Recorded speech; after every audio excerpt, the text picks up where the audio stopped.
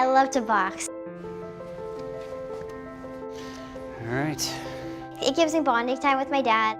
It's hard. It's motivational for yourself to do, like, I can do that, I can be strong. She's always been a fighter. It is kind of a metaphor for her past.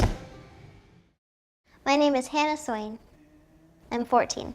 I was 4.5 when I was diagnosed with cancer. We had spent the day celebrating Mother's Day at the Ritz-Carlton, and Hannah wasn't quite herself. She didn't have the energy, and she looked a little pale. So we came home, and she started looking bloated as well. So we took her to a local hospital in Sarasota. They did some blood tests, and they knew right off the bat that she had leukemia.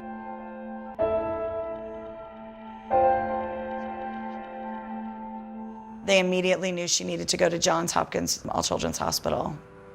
Her leukemia was somewhat more aggressive than most other children's. She had an elevated white cell count, and she had leukemia in her brain, or what we call the central nervous system. This was a high-risk situation.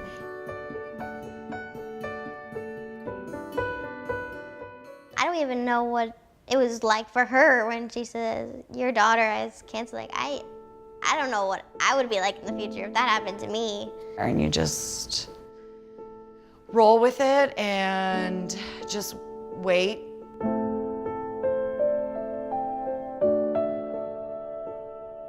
We knew she had to receive more intense chemo than other kids, and she needed to receive radiation to the brain. It's the worst thing that you can hear. You hear spreading to the brain. That sounds going toward more of a fatal thing. I remember them telling me that we're just gonna spend like a little time in a different place for a couple years maybe. But I adapted really quickly to it. How are you doing, Jaden?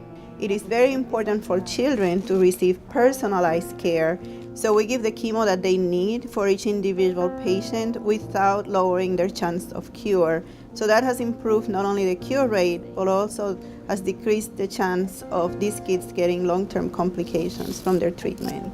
She was always a trooper. The staff at Johns Hopkins All Children's, they become your family. For a child to survive cancer and to survive with very little complications, it takes a team. That's what makes a difference, and that's why our survival rate is so excellent.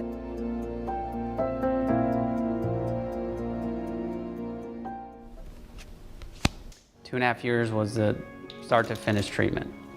I remember the day I finished chemo. It was September 17th. And I remember like saying goodbye to all the doctors. For the worst experience that could happen, it was the best experience because of the people that work there.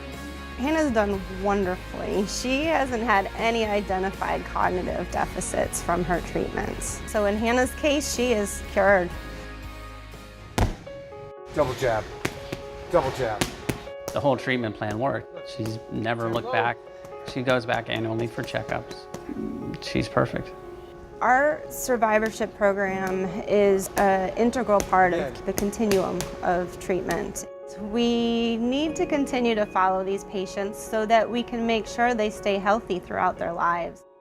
Okay, vámonos.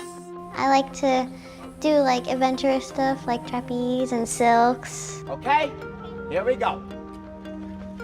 Up. I guess I get my braveness from the cancer that I had and dealing with that for a couple of years.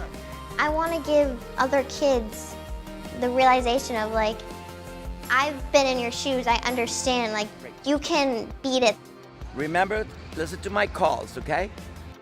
Johns Hopkins All Children's. It was like a second home to me for a good time of my life. So it would always be a place I will always look back to and remember and be like, I got better there.